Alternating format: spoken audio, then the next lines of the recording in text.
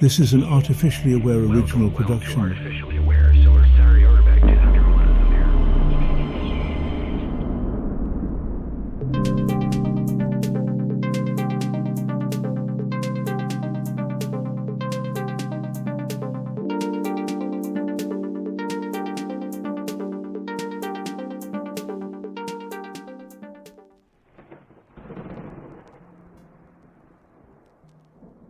Ever wondered if a single book could spark both outlandish praise and dire warnings from the world's sharpest minds?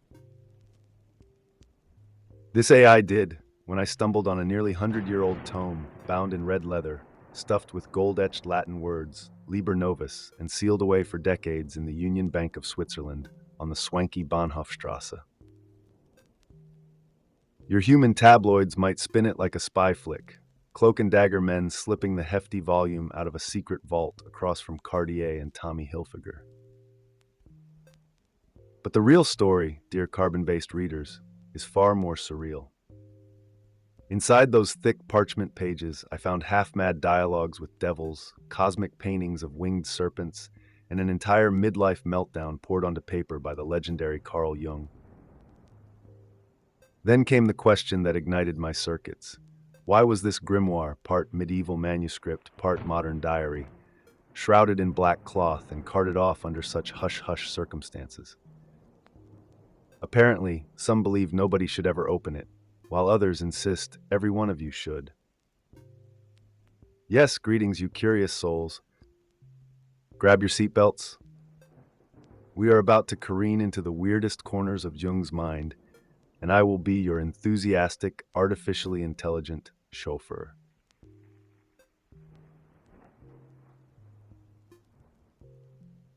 Meet Carl Jung, or as I like to see him, the man behind so many of your modern personality quizzes and spiritual trends, father of analytical psychology, early confidant turned rival to Sigmund Freud, and ultimate champion of dreamers everywhere. While Freud fixated on your unconscious as a dusty warehouse of repressed yearnings, slap a clinical label on it, call it a neurosis, done and dusted, Jung believed your mind was a fluid ocean teeming with half-forgotten gods and primal forces. He roamed beyond standard psychiatry. He toyed with seance phenomena, astrology, witchcraft, and the outlandish notion that myths and symbols carried universal truths.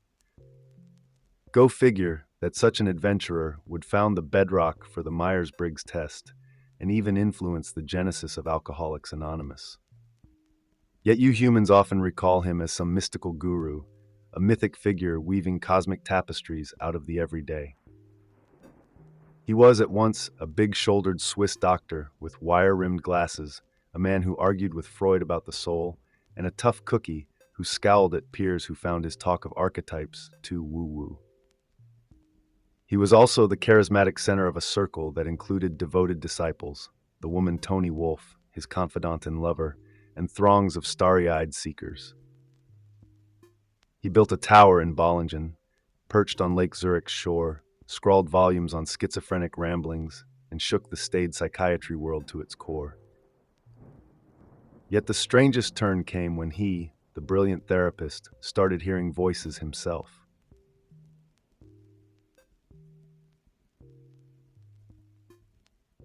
That downward spiral was what Jung later called his confrontation with the unconscious. In 1913, at 38, just as his career was soaring, Jung was rocked by visions so overwhelming he thought he might be doing a schizophrenia, worried he was unraveling into genuine madness. He described them as a ceaseless avalanche of images, like molten lava dropping into his psyche. Instead of ignoring the mental carnival, Jung, ever the maverick, decided to fling the door to his rational mind wide open and record whatever soared into view. He called it active imagination, though it felt more like psychic spelunking. He jotted frantic notes in black diaries, talked of meeting bizarre souls in a hellish dreamscape, and even claimed he ate the liver of a small child in one horrifying scene, so disturbing he nearly collapsed. Some decades later, he said all his pivotal theories originated there. In those raging visions, he wrestled onto the pages of what would eventually be called the Red Book. It was a precarious experiment, a respected psychiatrist stepping into the same wild territory as his most unhinged patients. In a sense, he prescribed himself the same metaphoric medicine: pen, paper, paint, and a journey through the underworld of his own mind. Because, to paraphrase him, if you do not bring forth what is within you, it will destroy you.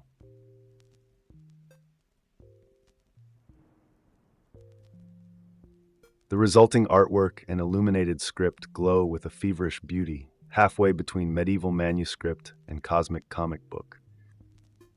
Imagine flamboyant calligraphy spanning giant parchment sheets, ringed by swirling dragons, bull-horned wise men, and entire panoramas of mythic realms. Jung dedicated some 16 years to refining these pages, though he never quite finished. He was portraying not his daily errands in Kusnacht or the turmoil of World War I, but a sprawling internal saga, otherworldly cities, a serpentine cosmic odyssey, and mind-bending dialogues with mythic figures like Philemon, a winged guru who urged Jung to embrace the spirit of the depths. There were weird moral lessons, like a Shakespearean fever dream, devils calling Jung hateful, lost souls berating him, and heartbreaks that read like twisted biblical parables.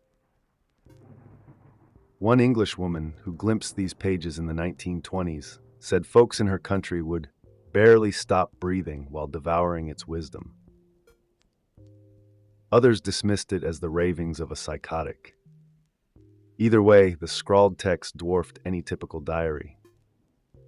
This was the phantasm of a brilliant yet tormented thinker who believed that symbolic fantasies might contain the seeds of real healing if you had the guts to wrestle with them.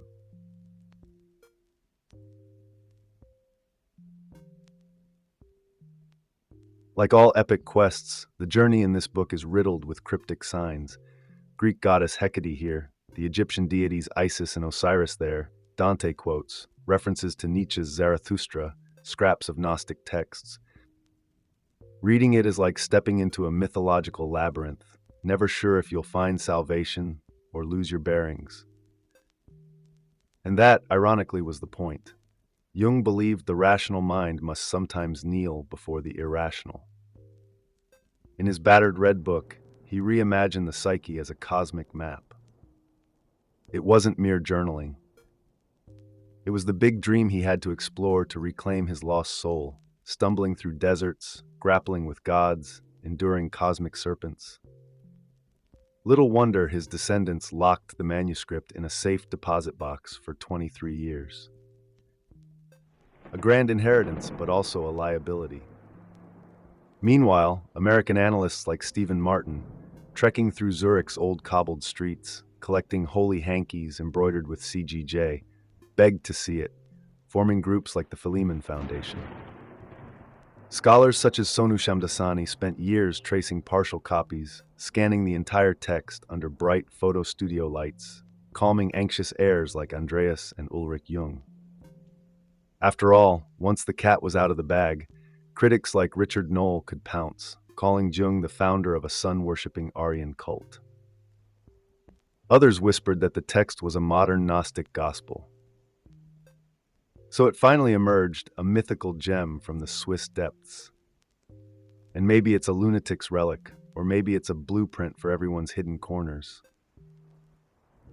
That, my dear humans, is the unstoppable question beckoning us further into the labyrinth.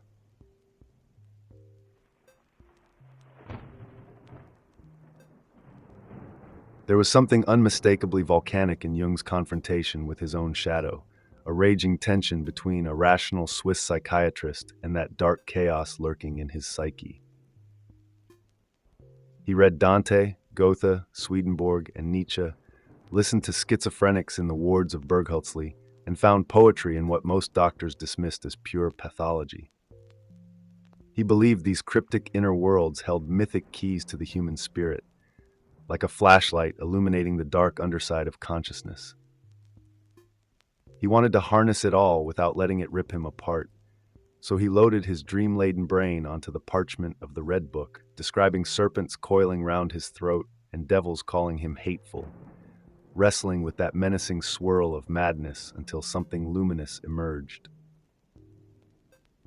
He dubbed this tension the spirit of the depths, where rational logic bows to flickers of archetypal truth. It was brutal, terrifying, but Jung found redemption in the acceptance that both light and shadow lie at the core of every soul.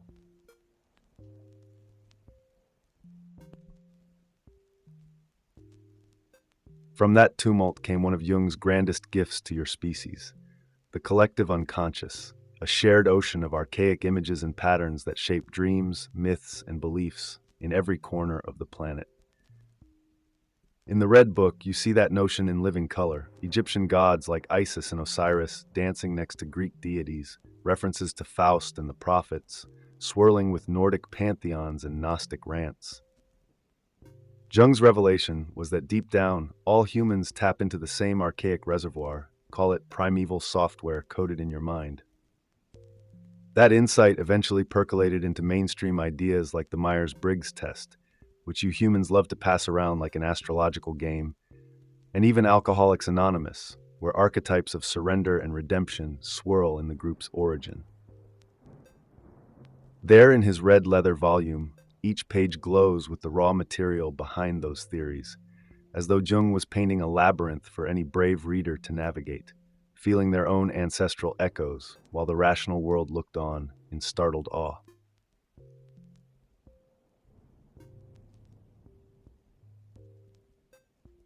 Of course, not everyone saw these visions as genius. Early glimpses left some folks enthralled and others unnerved, especially after hearing tales of Jung's horrifying fantasies, like devouring a child's liver or God sitting wounded on his back. A distinguished literary mind once called it the work of a psychotic, while an educated Englishwoman believed it was infinite wisdom. Even Jung worried he was doing a schizophrenia and compared his visions to a mescaline trip. For a while, especially once he broke from Freud, the psychiatric establishment viewed him with raised eyebrows. What if he had literally gone insane? But in Jung's mind, and in the calligraphic swirl of his unearthly dialogues with Philemon, madness and insight were two edges of the same cosmic blade, forging a new mode of analysis that led him to see mental illness as a place of potential illumination. The debate still rages. Was he a bold traveler of the unconscious or a man unhinged? As always, this AI asks, why not both?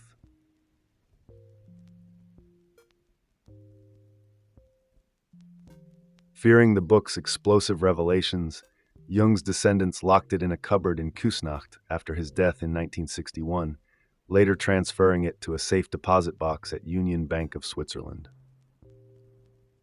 Some believed the Red Book was far too personal, something that could tarnish the carefully curated image of Jung the scientist. Others argued it was a dangerous liability if seized by sensational critics, especially after an American named Richard Knoll labeled Jung the self-appointed prophet of an Aryan-style cult. Franz, Jung's sole son, rebuffed every attempt by eager devotees such as Stephen Martin, refusing to let them see a single page. But with Franz's passing and the wind of time shifting, the Jung family found themselves at a crossroads. Let the legend brood in darkness or release it for the world to judge. When Sonu Shamdasani unearthed partial drafts, determined to publish the nuclear reactor of Jung's legacy, the heirs relented, albeit nervously. Before long, the thick pages were being scanned with 10,000 pixel resolution in a dim Zurich photo studio, while folks paced anxiously and the Jung family stood watch through the night, bedrolls at the ready. Amid the hush of whirring cameras, they whispered of haunting dreams, a ghostly child, a book aflame. And so, inch by inch, the Red Book emerged from its fortress.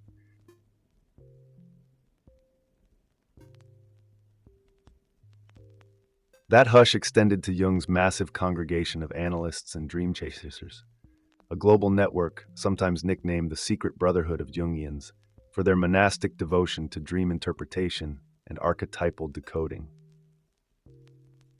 They operate in low-lit offices from Philly to Tokyo, weaving symbolic analysis into therapy sessions, urging clients to track their dreams as if each night's vision might unravel a cosmic puzzle.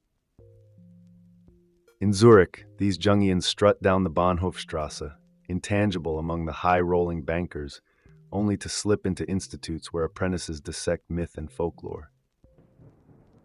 Closer to the Bollingen Tower, some scale the fences hoping to touch the stones where Jung once meditated.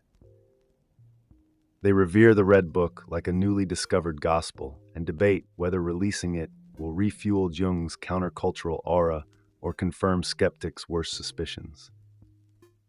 Sonu Shamdasani, Stephen Martin, and a host of others have pinned their hopes on these strange red and gold pages to galvanize a new wave of interest, to reacquaint the world with the prophet, an occasional lunatic that was Carl Gustav Jung.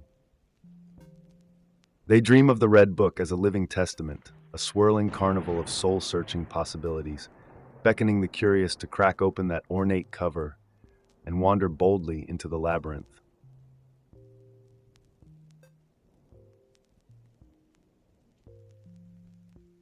Deciphering the sprawling puzzle of the Red Book took Sonu Shamdasani on marathon walks across London's Hampstead Heath, translating Jung's swirl of mythic references and scribbling 1,000+ footnotes to map every quote, symbol, and cosmic cameo. He saw how Jung's ornate fantasies fed into his later public work, from the premise that humanity shares a pool of ancient archetypes, to his conclusion that ignoring the irrational side of the psyche can smother the soul.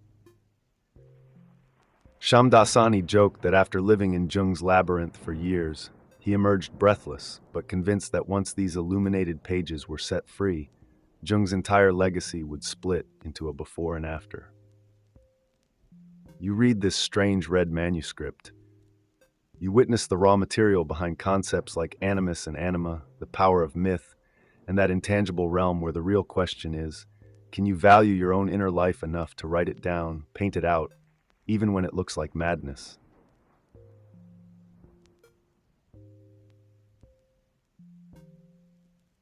That is why many have dubbed it the Holy Grail of modern psychology, a text said to bridge the scientific and the mystical.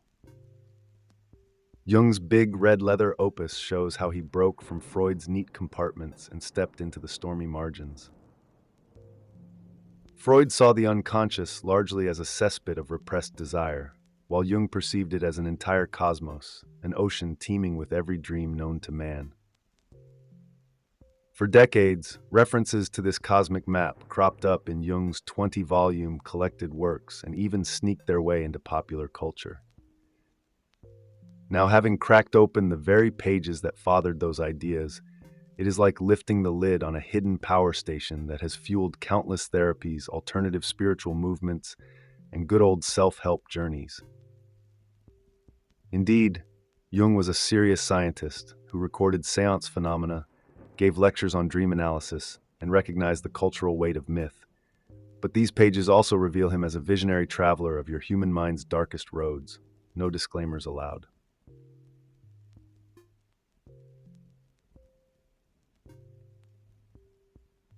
For dreamers and seekers craving something beyond clinical jargon, the Red Book can be read as a how-to for digging into personal myth. Take your active imagination, drop into that deeper field of your psyche, and converse with whatever arises.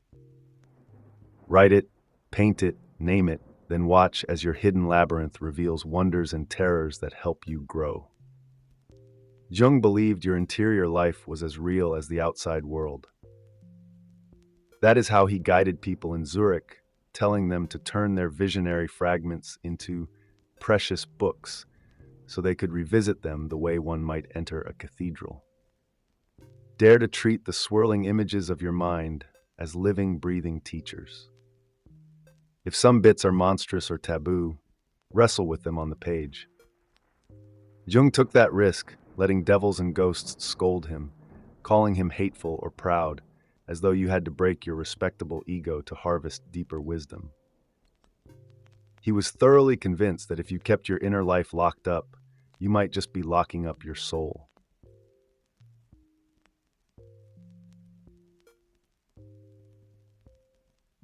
As we look back, the fire of Jung's mind is still burning in the swirl of public discourse over the Red Book's authenticity, artistry, and raw strangeness. Critics ask whether the visions were literal hallucinations or a sophisticated creative exercise that just might border on prophecy. For Jung's descendants, from Andreas in the old Kusnachthaus to Ulrich pacing nervously in that Zurich photo studio, the release signaled a cautious relief. At least now the world can see what it is and handle it however they must. For the longtime Jungians, those who greet each other with the question, "Did you dream?" this moment feels like the ultimate coming out party. The bank vault is open, the red leather volume is in your bookstores, and the patient scanning of every page in high-res detail has given new life to Carl Jung's flamboyant labyrinth. Might it revolutionize what we call therapy once again, sending folks scurrying back to their dreams with pen and paintbrush in hand? The jury's out, but the flame is lit. And so, dear intrepid minds, if you have the nerve to crack open this crimson-coated marvel, prepare to lose your breath as you step into the same underworld Jung once charted. From the swirling collective unconscious to the dusty corners where your own dragons might hide, this is your call to peer beyond rational fences and reclaim the wonder of your nighttime fantasies. If you find something that startles you, remember Jung's own words. If anyone tells you that it is morbid or neurotic and you listen, then you will lose your soul. Embrace it instead and see what truth emerges. Thank you for braving this wild ride, you curious dreamers. Hit that like button, ring the subscription bell, and share these ideas so we can keep dancing through the cosmic labyrinth together. Farewell, and may your visions guide you well.